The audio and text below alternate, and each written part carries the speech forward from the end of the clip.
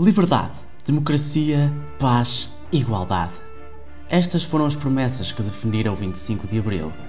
Das experiências mais fantásticas e dos dias mais felizes da minha vida. Há 50 anos atrás, Portugal passou por um golpe de Estado. Uma revolução que optou e decidiu criar esse bem precioso. Liderado pelo movimento das Forças Armadas, que terminou pacificamente com um regime ditatorial que durou mais de 30 anos. Pelo menos foi isto que aprendeste na escola. Mas será que Portugal está melhor hoje em dia? Até que ponto vivemos em democracia? E como foi realmente a Revolução do 25 de Abril? Tu não entraste neste vídeo à toa, como eu posso presumir. Nada acontece por acaso. Talvez não vás muito à bola com o que a escola diz e tudo o que procuras saber é nada mais nada menos do que a verdade.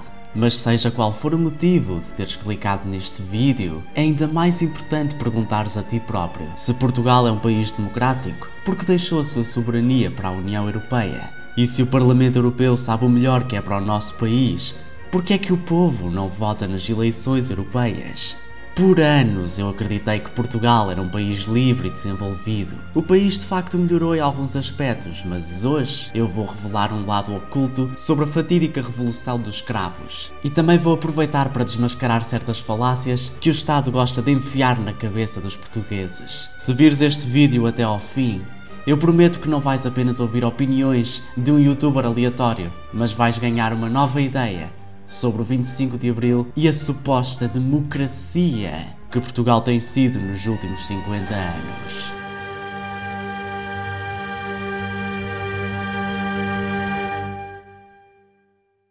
Primeira pergunta.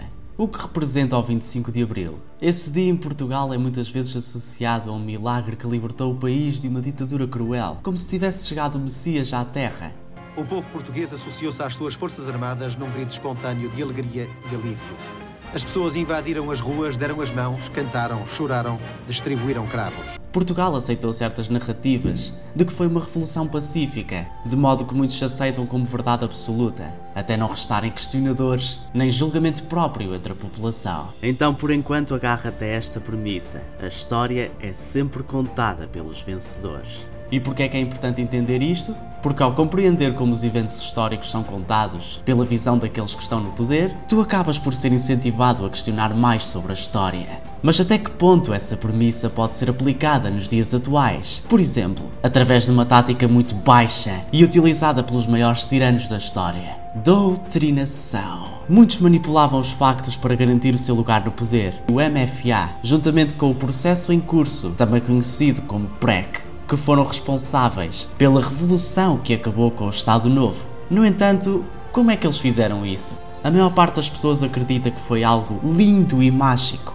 que toda a gente deu cravos a toda a gente e cantaram Glândula Vila Morena para tudo o que é canto.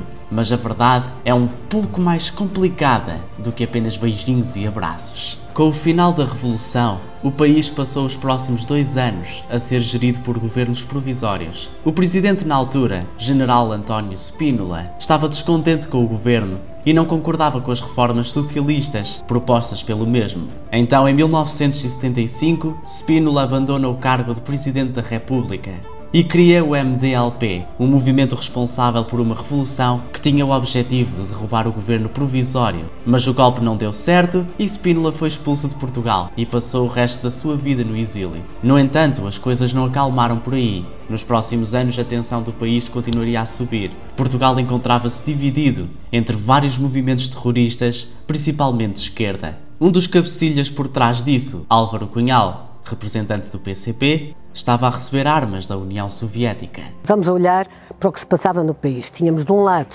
o PCP e a extrema-esquerda, exatamente aquilo que se passava na União Soviética. E havia o PCP que achava, e está escrito, temos a Revolução Democrática Nacional feita, temos que avançar para o nosso outubro. Ele lê um comunicado dos metalúrgicos apelando a que o povo saia à rua e peguem armas. É isto que ele está a ler e que ele lê. No pior dos cenários, Portugal poderia tornar-se numa nação pró-comunista. Mas, para nossa felicidade, Em 1976, no dia 25 de novembro, as Forças Armadas, ajudadas pelos americanos, conseguiram travar uma revolução entre movimentos de esquerda e um golpe de Estado foi impedido. O 25 de abril acabou com o Estado Novo, mas isso não significou uma automática democracia. O 25 de novembro foi, digamos, a etapa seguinte que fez com que o país não entrasse numa ditadura comunista, talvez até bem pior do que foi o Estado Novo. Após as primeiras eleições democráticas em 1976, Mário Soares é nomeado primeiro-ministro. Como o PS naquela altura não tinha maioria, ele teve que se aliar ao PCP. E juntos tiveram deputados suficientes para aprovar uma nova Constituição, oficializando assim o início da Terceira República.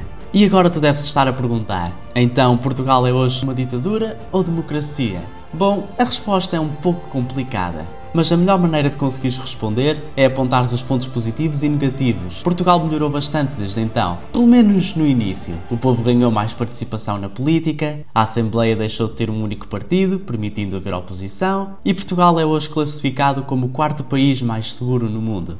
Mas vais só falar das coisas boas? Então e as coisas más? Pois é, se nós formos ver os problemas que Portugal tem hoje em dia, será um pouco difícil de dizer que o país está melhor. Portugal é hoje aquele país que todos nós conhecemos. Um país que vendeu a sua própria soberania para a União Europeia, que afasta os jovens a sair à procura de melhores condições de trabalho e que em certos momentos da história nem foi capaz de controlar a própria dívida, após mais de 3 bancarrotas que quase levaram Portugal à falência. Hoje Portugal é um país pobre que enfrenta desafios como crises imobiliárias, falta de recursos no combate a incêndios, imigração descontrolada e escândalos de corrupção, tanto no desvio de dinheiro público como na justiça, onde o governo controlou por décadas os tribunais, fazendo-os deixar terroristas como o Otelo Saraiva de Carvalho isento de qualquer crime de guerra civil. Essa mesma justiça que fez o povo esperar 10 anos para julgar um político acusado de corrupção. Eles foram tão longe que chegaram ao ponto de censurar uma jornalista que estava a divulgar falhas de comunicação entre os serviços de emergência